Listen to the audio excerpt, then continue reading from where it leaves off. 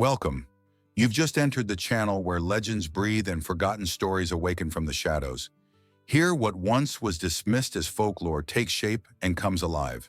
And today, we're diving deep into the chilling tale of a place nature tries to swallow and people try to forget. This is the Devil's Mill. No one truly knows what happened within its walls. But if you dare to listen until the end, beware. It might notice you. Somewhere deep in the Carpathian forests, in a place where sunlight barely touches the ground, stands the ruins of an old mill.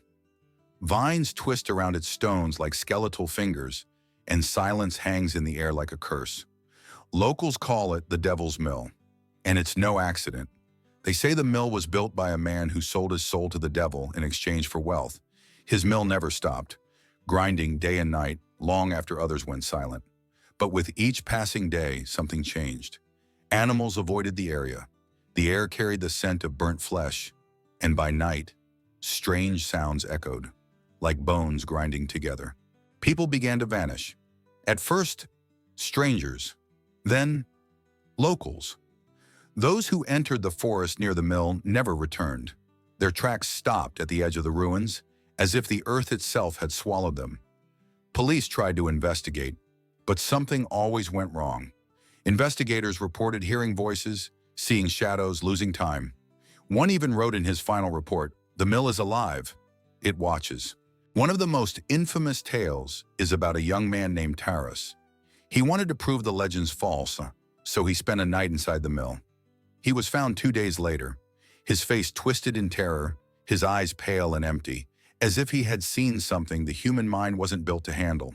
He never spoke again. Another traveler heard whispers calling his name inside the mill.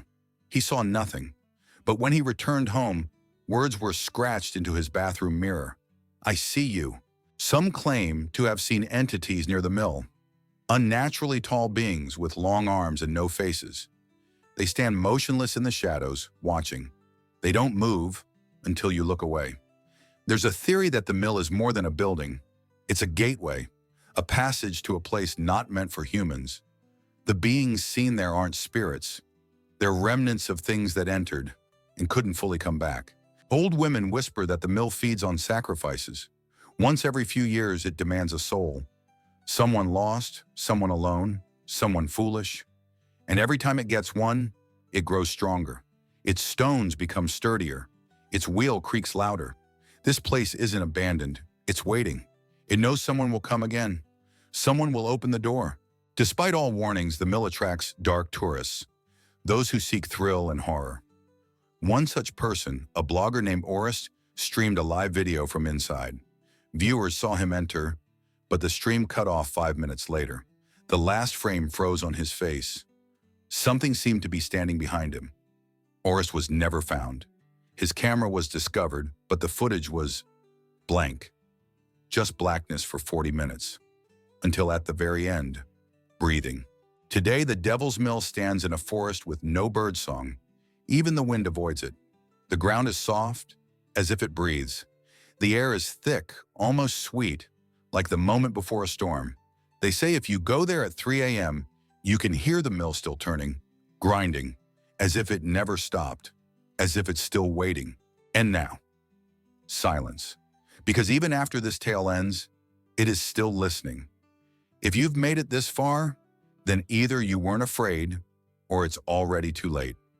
Once you've heard the story of the Devil's Mill, a part of you stays behind. Don't forget to like the video, subscribe to the channel, and click the bell, because even darker stories lie ahead. And if you know of a place the world should never forget, leave it in the comments. See you in the next video. That is, if you don't hear your name whispered in the dark tonight.